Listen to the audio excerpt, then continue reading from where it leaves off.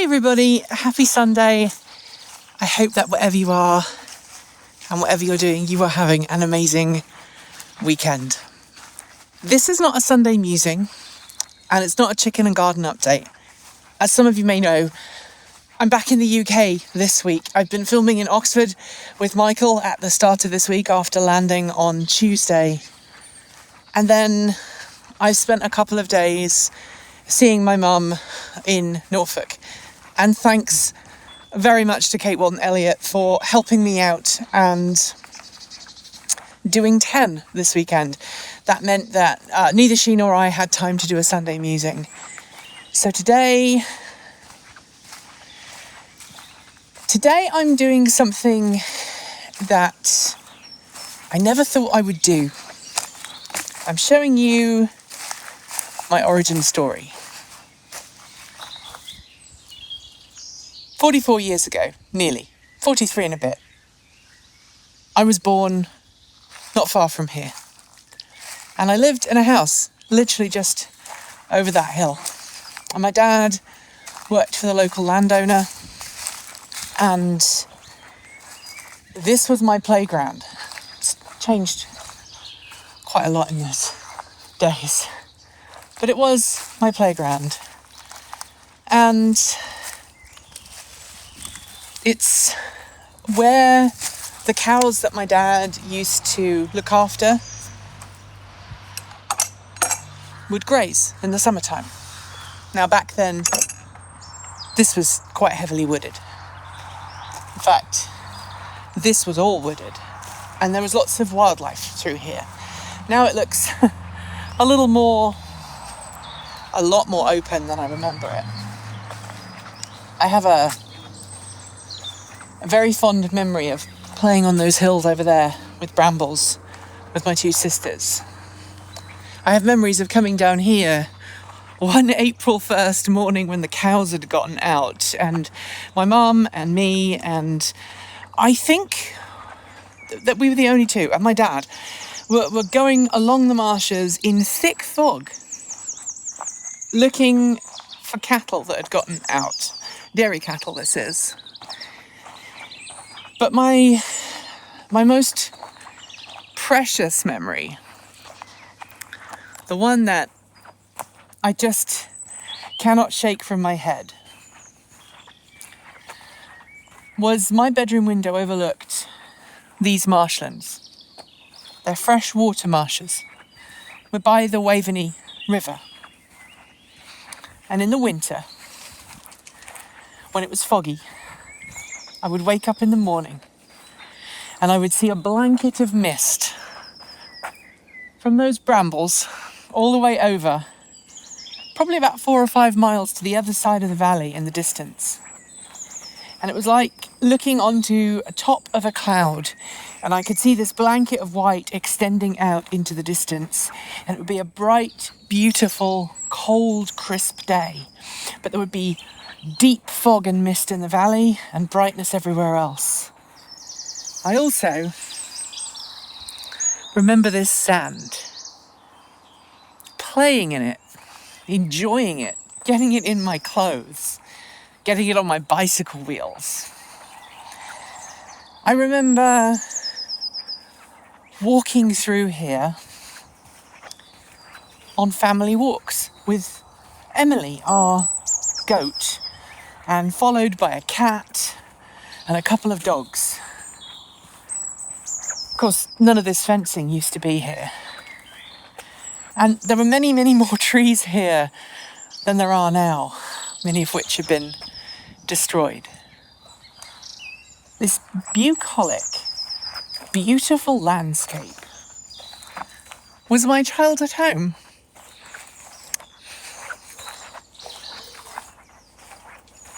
With the calls of the wood pigeons in the background. The path used to go slightly differently through here. And this tree. I have memories of this tree. Of coming up to this tree here, this big one right here,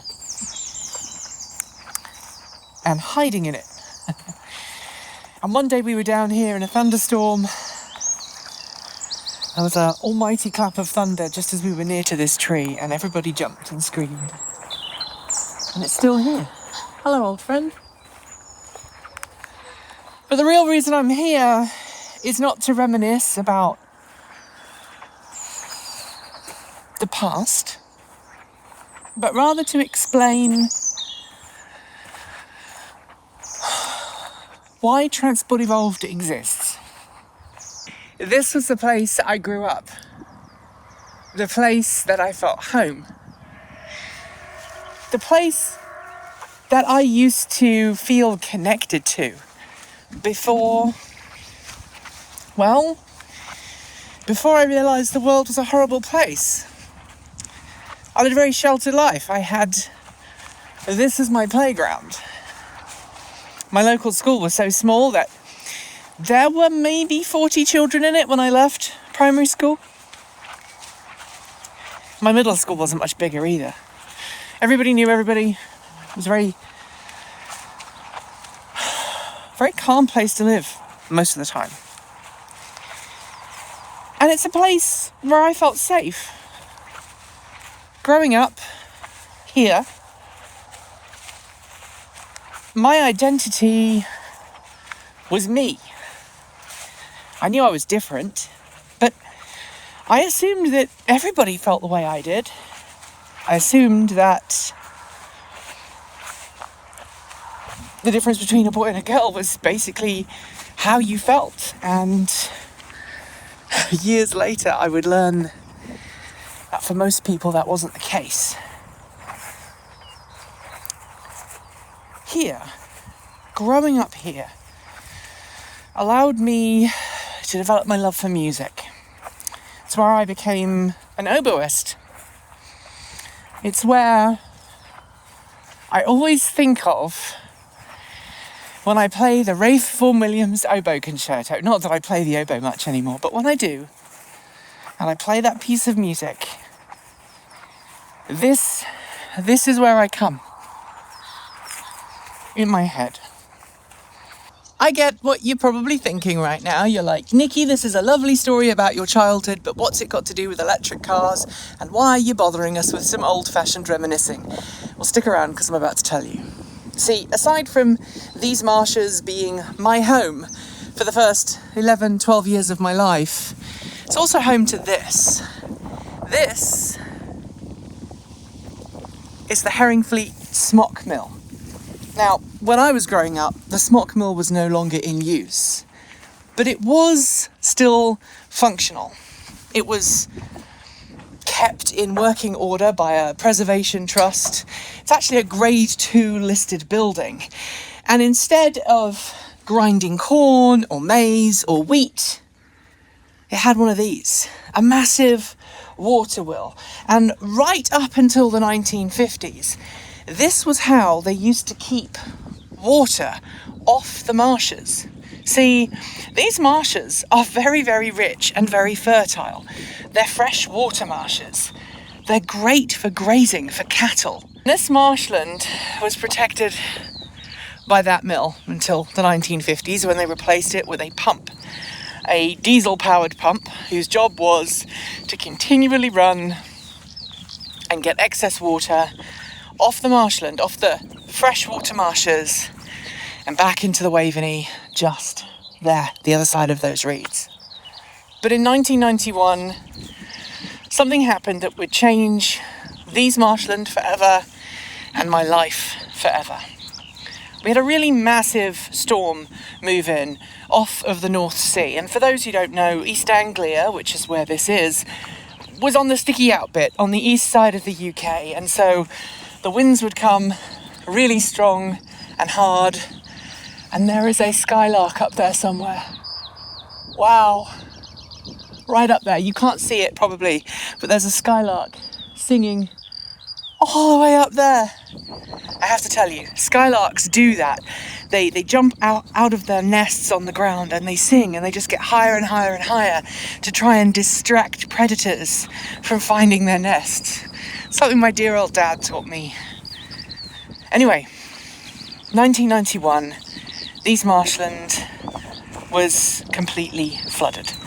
Massive storm moved in, and this whole area was covered not in just a few inches of salt water, but feet of salt water. We're talking, I think, somewhere in the region of 10 to 12 feet. I remember coming down here, and instead of that blanket of fog that I remember telling you about earlier on, it was a lake of salt water, not fresh water, salt water. And salt water and grass don't mix. This land here was used to graze the cows from about March through until October. For those other months of the year, the cows are kept way up on the hill over there, and they were kept in a big barn with plenty of room to walk around. But during the rest of the year, they were down here and they would graze. We were stuck. The farmer had to sell the cattle. I remember how apologetic he was to my dad, who had worked here for, I think, 15, 16 years at that point. Everyone in my family was devastated. And we ended up moving just south of Norwich, where my mum still lives today. No, don't ask me where, I'm not going to tell you. There are some things that should be kept private, and that's one of them. But after I moved, my life changed in pretty big ways. I went from a school where I was respected and treated wonderfully for being different, and I think most people realised that I was different and that I felt I might be a girl. Nobody actually called me on it, but I've spoken to several people that I went to primary school with who were like, yeah, duh, it was pretty obvious. And I went to a school that was connected to a large city where I was bullied a lot, like every single day, and my teachers told my parents the reason I was bullied was because I acted weird around the other kids and that it was my fault. I also moved to a place where I had to change teachers, music teachers, and my piano teacher of my childhood was no longer able to teach me, and I went to a new place to learn piano. It was a place where I was taken advantage of.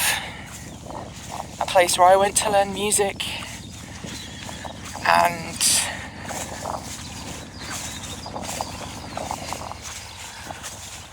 stuff. Let's just say stuff. Shitty stuff happened. And I was too young to really know what was going on, but shitty stuff happened. Luckily, that person was eventually caught many years later. Many years later. In fact, after I had transitioned, I was contacted by some police saying, hey, did anything happen to you? And yeah, it did. Ooh! I nearly fell in a ditch there. That would have been fun. But that happened because I left this place, right? It happened because I had to leave this place. This beautiful place.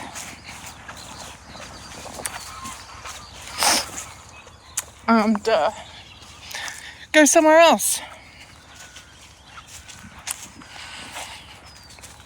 And there are memories that I made at the new place, and I met some new wonderful people and made some new friends, and I'm glad I moved, and I'm glad that happened.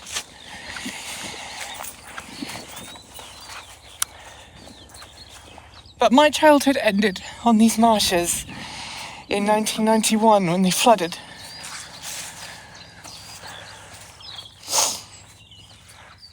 And so,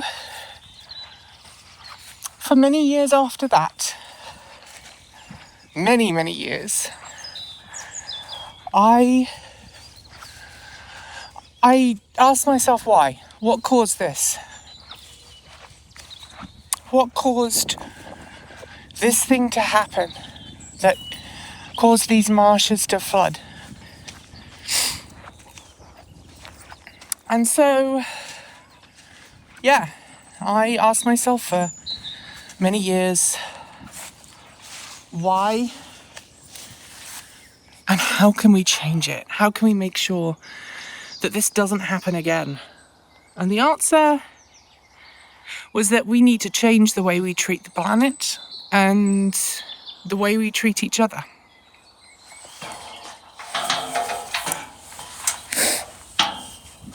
Fun fact, I'm not as good as jumping over gates as I used to be.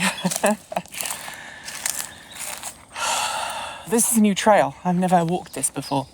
When I was a kid, this trail didn't even exist as another chiff chaff. But I'm going to keep walking because I feel like there's more of a story to tell you here. So, I decided in my 20s, when I was still cycling everywhere, that we needed to treat the planet better. It's something that my mum and dad drummed into me as a child. Not in a bad way, in a, hey, this is all beautiful, this is part of the beauty and the nature of creation and of the world and of biology and of all the magical mysteries of life. Whichever way you want to look at that. And it's up to us, as also part of that same ecosystem, to respect and love and kindly care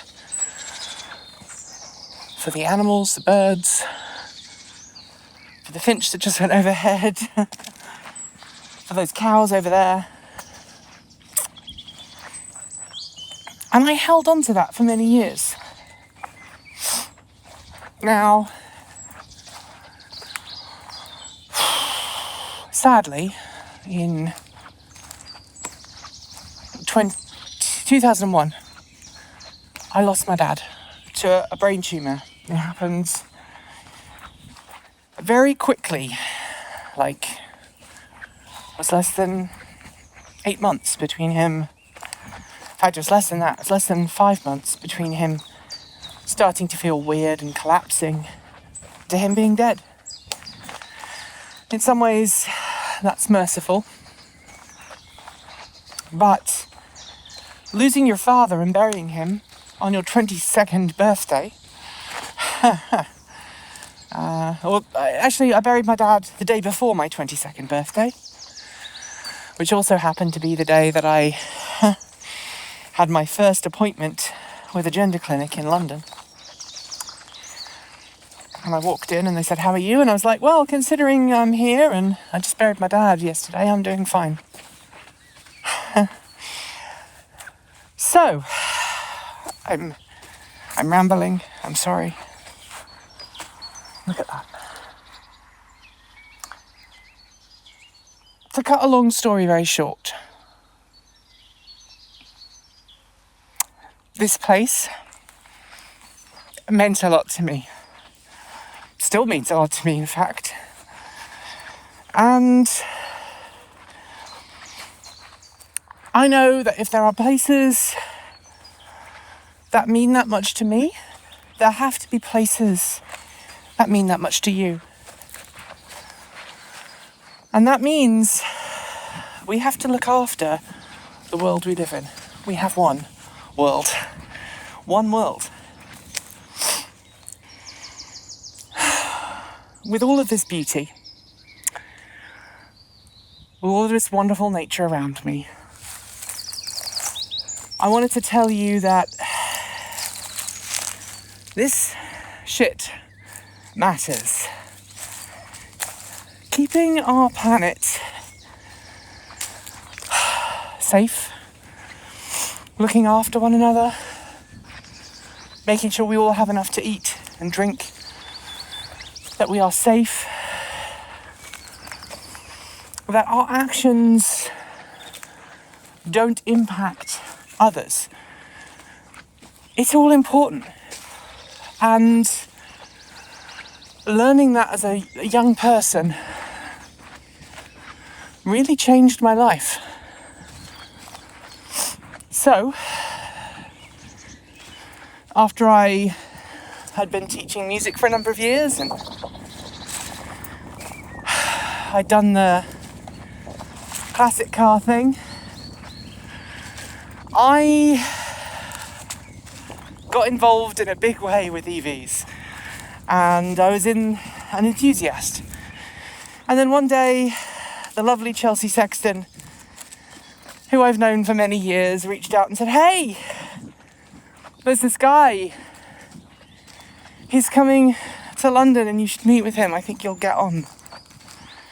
And that was my dear, wonderful friend, John Volker from Green Car Reports, who has been instrumental in me being a journalist, an EV journalist. When I was about 4 or 5 years old, maybe a bit younger, I was this precocious little kid who, my sisters were 10 and 15 years older than me, right? So I learnt to read at a very young age. I was always very interested in engineering and tech. And there was this book that my sisters used to get, and it was called The Tree of Knowledge. And it was a periodical magazine. You'd get it every other week from the newsagent, and you'd build it into an encyclopedia. And the one page that really excited me was a page about electric cars from the 1970s, and it had a picture of an Enfield Electric in it. And that's how I knew electric cars existed. Me, somewhere over that hill, 41 years ago, maybe 42, discovering pictures of electric cars for the very first time.